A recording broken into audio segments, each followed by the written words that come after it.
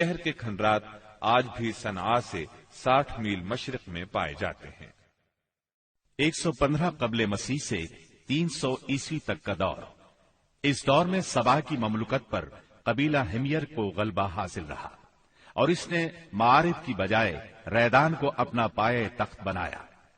پھر ریدان کا نام ظفار پڑ گیا، جس کے کھنڈرات آج بھی شہر یریم کے قریب ایک دائرہ نما پہاڑی پر پائے جاتے ہیں۔ اسی دور میں قوم سبا کا زوال شروع ہوا۔ 300 عیسوی کے بعد سے آغاز اسلام تک کا دور۔ اس دور میں یمن کے اندر مسلسل اضطراب اور انتشار برپا رہا۔ انقلابات آئے، خانہ جنگیاں ہوئیں اور بیرونی قوموں کو مداخلت کے مواقع ہاتھ آئے، یہاں تک کہ ایک وقت ایسا بھی آیا کہ یمن کی آزادی سلب ہو گئی۔ چنانچہ اسی دور میں رومیوں نے عدن پر فوجی قبضہ کیا اور ان کی مدد سے حبشیوں نے حمیر اور ہمدان کی آپس میں کشمکش سے فائدہ اٹھایا اور 340 عیسوی میں پہلی بار یمن پر قبضہ کیا۔ یہ قبضہ 378 عیسوی تک برقرار رہا۔ اس کے بعد یمن کی آزادی تو بحال ہو گئی، مگر معارف کے مشہور بند میں رکھنے پڑنا شروع ہو گئے، یہاں تک کہ 450 عیسوی یا 451 عیسوی میں بند ٹوٹ گیا اور وہ عظیم سیلاب آیا جس کا ذکر قرآن مجید کی سورہ سبا میں سیل ارم کے نام سے کیا گیا ہے۔ پھر 523 عیسوی میں ایک اور سنگین حادثہ پیش آیا، وہ یہ کہ یمن کے یہودی بادشاہ زونواس نے نجران کے عیسائیوں پر ایک ہیبت ناک حملہ کیا۔ انہیں عیسائی مذہب چھوڑنے پر مجبور کرنے کی کوشش کی۔ جب وہ اس پر آمادہ نہ ہوئے تو زونواس نے خندقیں کھدوا کر انہیں بھڑکتی ہوئی آگ میں جھونک دیا۔ قرآن مجید کی سورہ بروج میں اسی لرزہ خیز واقعے کی طرف اشارہ موجود ہے۔ اس واقعے کا نتیجہ یہ ہوا کہ عیسائیت انتقام لینے پر تل گئی۔ وہ پہلے ہی رومی بادشاہوں کی قیادت میں بلا وجہ عرب کی فتوحات کے لیے تیاری کر چکے تھے، اپنے علاقوں کو وسیع کرنا چاہتے تھے۔ انہوں نے حبشیوں کو یمن پر حملے کی ترغیب دی، انہیں باہری بیڑا مہیا کیا۔ حبشیوں نے رومیوں کی شہ پا کر 525 عیسوی میں اریات کی قیادت میں 70,000 فوج سے یمن پر دوبارہ قبضہ کر لیا۔ قبضے کے بعد اریات نے شاہ حبش کے گورنر کی حیثیت سے یمن پر حکمرانی کی، لیکن پھر اس کی فوج کے ایک ماتحت کمانڈر ابرہا نے اسے قتل کر کے خود اقتدار پر قبضہ جما لیا اور شاہ حبش کو بھی راضی کر لیا کہ وہ اس کے قبضے کو تسلیم کر لے۔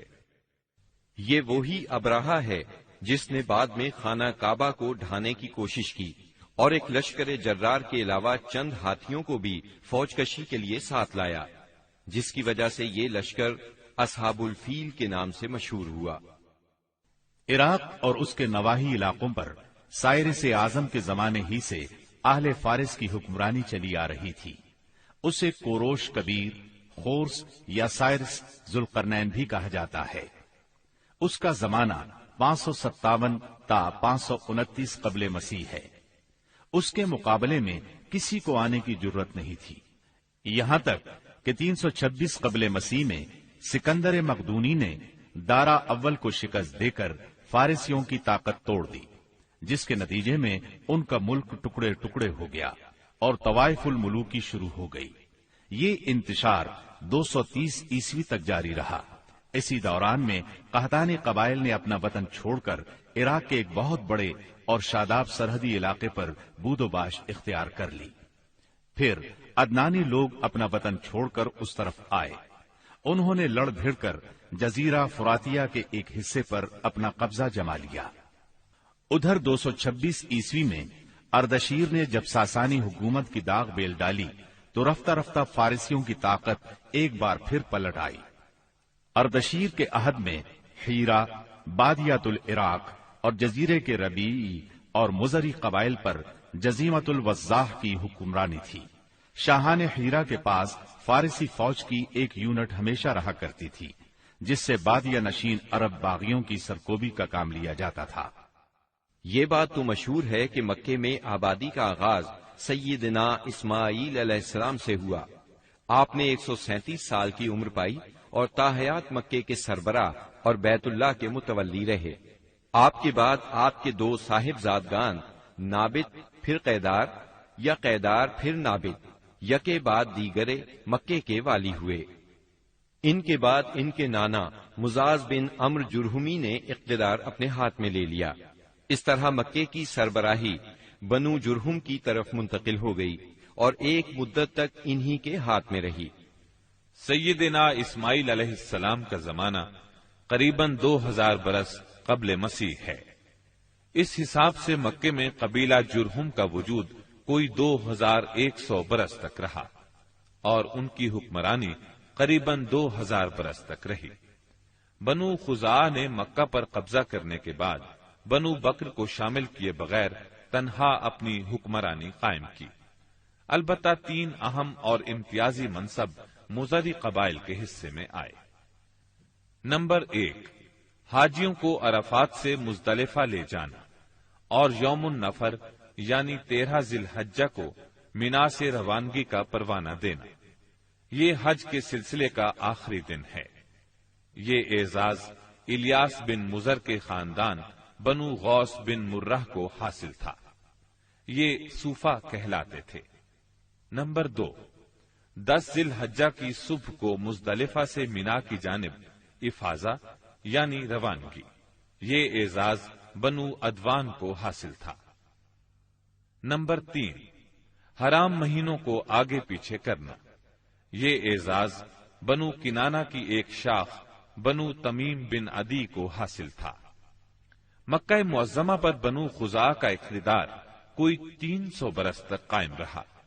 یہی زمانہ تھا جب عدنانی قبائل مکے اور حجاز سے نکل کر نجد، عراق کے اطراف اور بحرین وغیرہ میں پھیلے اور مکے کے اطراف میں قریش کی صرف چند شاخیں باقی رہیں، مگر مکے کی حکومت اور بیت اللہ کی تولیت میں ان کا کوئی حصہ نہ تھا، یہاں تک کہ قصی بن کلاب کا دور آیا۔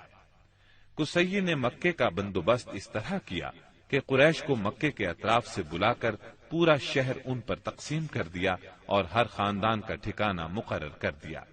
البتہ مہینے آگے پیچھے کرنے والوں کو نیز آل صفوان، بنو ادوان اور بنو مرہ بن عوف کو ان کے مناصب پر برقرار رکھا، کیونکہ قصی سمجھتا تھا کہ یہ بھی دین ہے، اس میں رد و بدل کرنا درست نہیں۔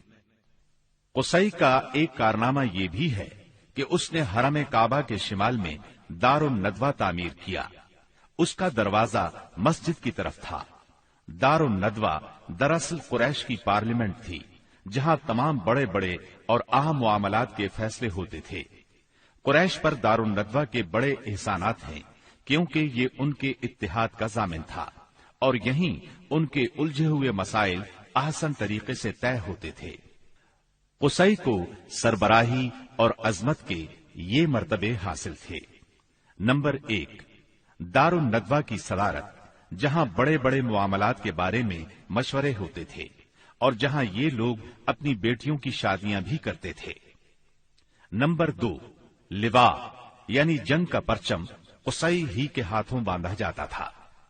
نمبر 3، حجابت یعنی خانہ کعبہ کی پاسبانی۔ اس کا مطلب یہ ہے کہ خانہ کعبہ کا دروازہ قصی ہی کھولتا تھا۔ خانہ کعبہ کی خدمت اسی کے ذمے تھی، چابی بردار بھی وہی تھا۔ نمبر 4، سقایا یعنی پانی پلانا۔ اس کی صورت کچھ یوں تھی کہ حوض میں حاجیوں کے لیے پانی بھر دیا جاتا تھا، اس میں کچھ کھجور اور کشمش ڈال کر اسے شیریں بنایا جاتا تھا۔ حجاج جب مکے آتے تو اسے پیتے تھے۔ نمبر 5، رفادہ یعنی حاجیوں کی میزبانی۔ حاجیوں کے لیے بطور ضیافت کھانا تیار کیا جاتا تھا۔ اس مقصد کے لیے قصی نے قریش پر ایک خاص رقم مقرر کر رکھی تھی۔ یہ رقم حج کے موسم میں قصی کے پاس جمع ہو جاتی تھی۔ وہ اس رقم سے حاجیوں کے لیے کھانا تیار کراتا تھا۔ جو لوگ تنگ دست ہوتے یا جن کے پاس توشہ نہ ہوتا وہ یہی کھانا کھاتے تھے۔ ان کے علاوہ کچھ اور عہدے بھی تھے جنہیں قریش نے آپس میں تقسیم کر رکھا تھا۔ ان کی تفصیل یہ ہے۔ نمبر 1، ایسار یعنی فال گیری، قسمت کا حال دریافت کرنے کے لیے بتوں کے پاس جو تیر رکھے رہتے تھے ان کی تولیت، یہ منصب بنو جمح کو حاصل تھا۔ نمبر 2، مالیات کا نظم، یعنی بتوں کا تقرب حاصل کرنے کے لیے جو نذرانے اور قربانیاں پیش کی جاتی تھیں ان کا انتظام کرنا، جھگڑوں اور مقدمات کا فیصلہ کرنا، یہ کام بنو سہم کو سونپا گیا۔ نمبر 3، شورا، یہ اعزاز بنو اسد کو حاصل تھا۔ نمبر 4، اشناق، یعنی دیت اور جرمانوں کا نظم، اس منصب پر بنو تیم فائز تھے۔ نمبر 5، عقاب، یعنی قومی پرچم اٹھانا، یہ بنو امیہ کا کام تھا۔ نمبر 6، قبہ، یعنی فوجی کیمپ کا انتظام اور شاہ سواروں کی قیادت، یہ کام بنو مخزوم کے حصے میں آیا تھا۔ نمبر 7، سفارت، یہ منصب بنو عدی کا تھا۔ ہم قحطانی اور عدنانی قبائل کے وطن چھوڑنے کا ذکر کر چکے ہیں۔ ان قبائل میں سرداری نظام رائج تھا۔ قبیلے خود اپنا سردار مقرر کرتے تھے۔ قبائلی سرداروں کا درجہ اپنی قوم میں بادشاہوں جیسا تھا۔ قبیلہ صلح اور جنگ میں بہرحال اپنے سردار کے فیصلے کا پابند ہوتا تھا۔ سردار کو وہی اقتدار اور اختیارات حاصل تھے جو کسی بادشاہ کو ہوا کرتے ہیں۔